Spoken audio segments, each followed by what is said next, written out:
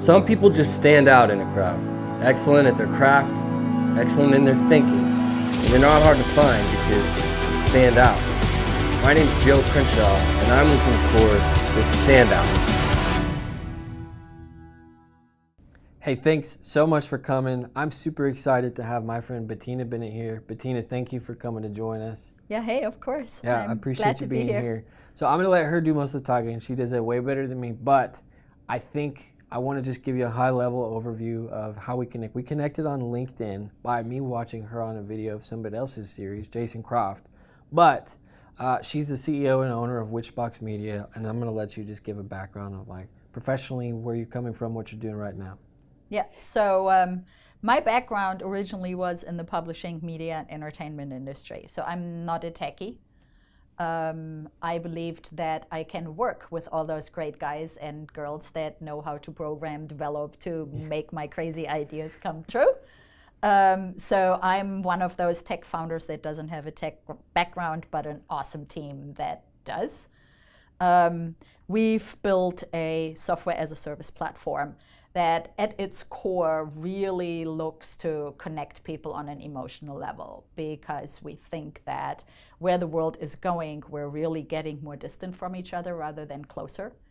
And that by coming back to our roots on how we connect as human beings, which is in my world storytelling, we can actually start building different relationships, either with brands and their customers, or nonprofits and their supporters, or employees inside of an organization.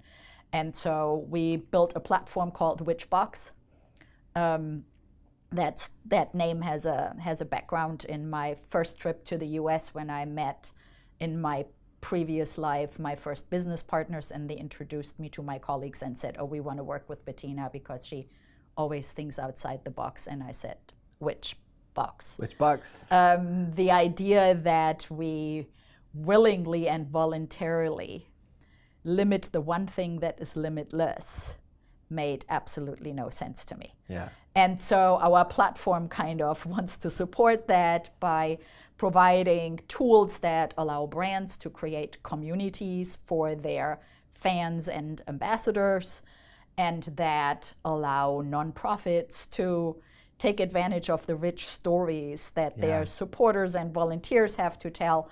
And we're now venturing also into inner enterprise environments by using the platform to help organizations really grow their internal culture and their internal connections between their employees and the organization. Yeah, and that's great. And just to give you guys some context, our very first conversation that you and I ever had really inspired me, because a lot of the content that you were talking about specifically as it relates to Witchbox and everything you've built that around, you were just talking a second ago about the importance of the emotional connection in our message, and that we're getting further and further away from everybody. The way to create the emotional connection is by making everything about everybody else. And that really stood out to me, to the point where I actually created a brand called Others Focus, and that was actually inspired by Bettina.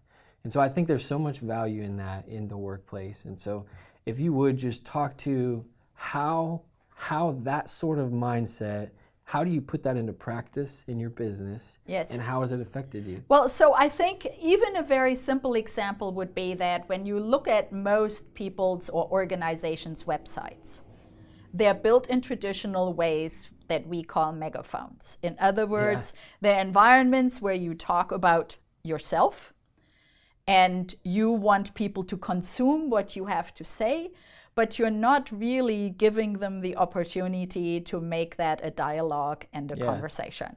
And we always believe that in the world that we live in now, in order for you to have a real relationship, either with your customers or with your employees, you have to give first to get. And you have to be willing to do that without thinking that, without calculating that you're going to get something back. Right.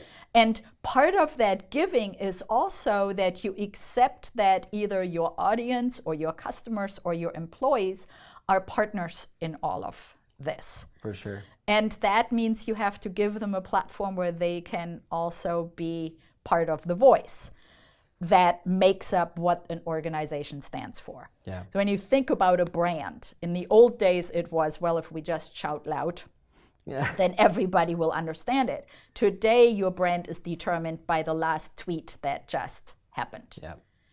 And what that means is that as an organization, nobody owns their brand anymore. It's actually the audience, it's the people that own the brand. So we come from that place where we think that you need to involve everybody.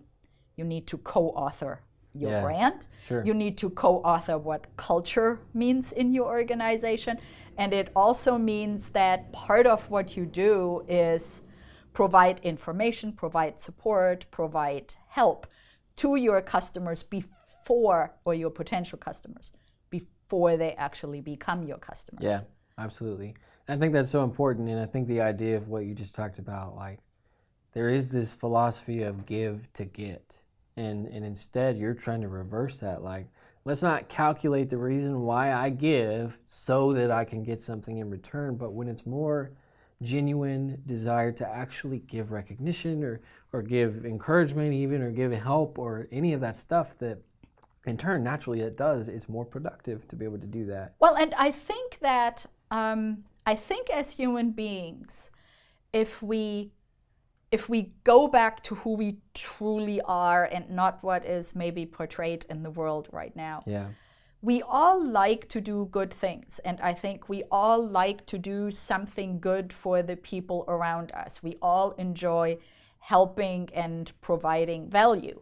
And so when you do that, I think there is also a level of satisfaction, sort of, for sure, that comes with that you feel that you can make a contribution that allows others to make more informed decisions, or to solve a problem. So if you are, an example, if you were a bank and you have all these small business customers, don't just sit there and say, okay, we want you to sign up for this new product and we want you to sign up for this. My bank always asks me, we want to have your opinion.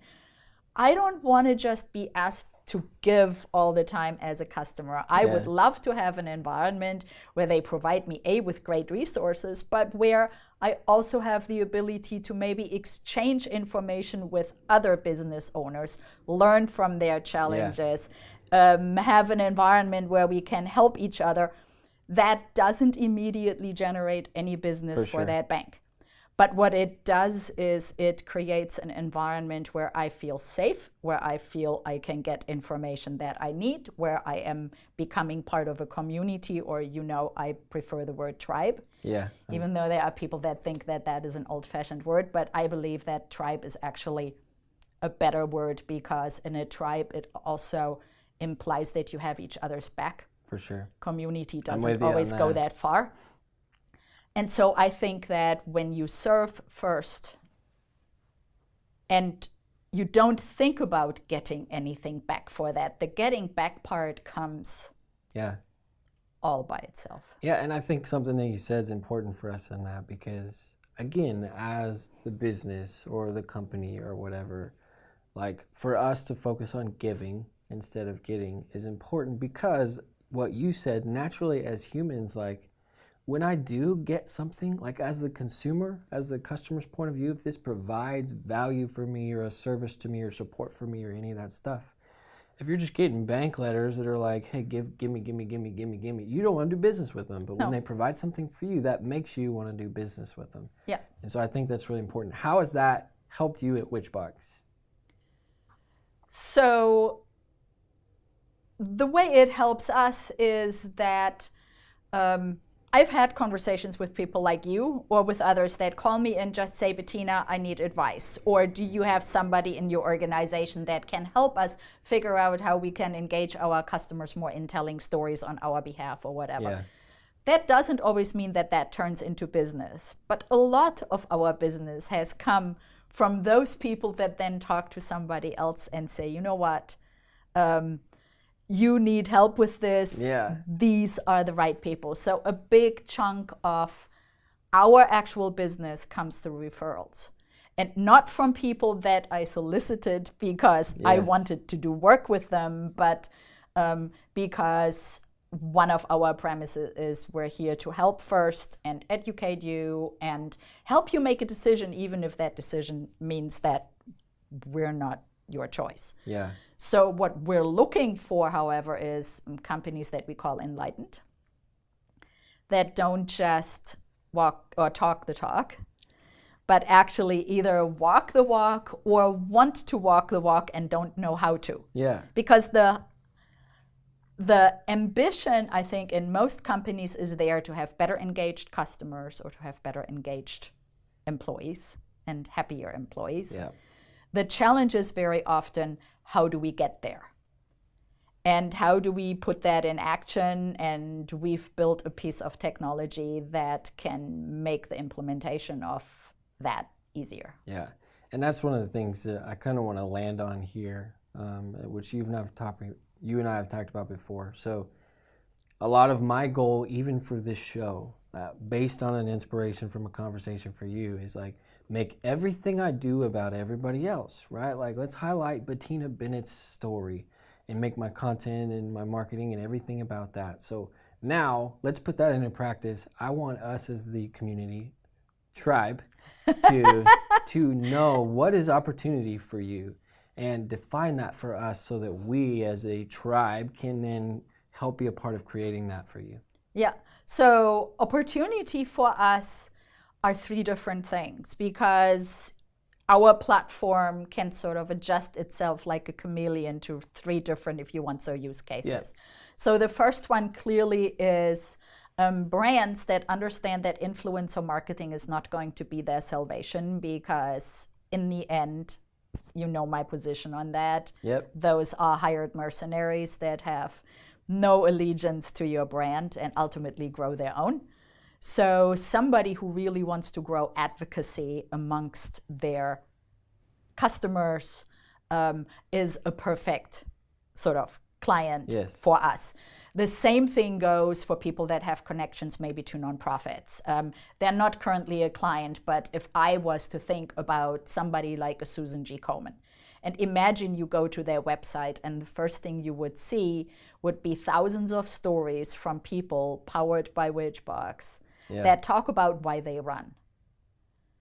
Not just some glossy videos, but real stories from real people, or all those people that go and adopt a cat or a dog or a donkey at some animal shelter. If they could share the stories why, and those fabulous cat videos that we watch on YouTube would now actually live at that humane society. Yeah. So that would be one of the things. Clearly, that's also where we could help change the world a little bit.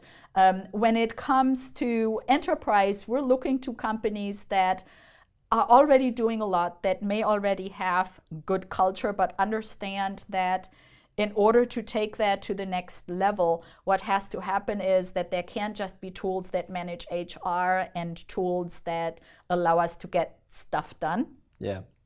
But that there need to be tools that allow people to share amongst each other, to maybe preserve knowledge with that baby boomer generation that is leaving and doing, and with that a major brain drain, or people that want to give, in hiring, that want to give potential employees a window into the organization so they can understand what that feels like and is like. So we power all those different kinds of scenarios with our platform. Awesome.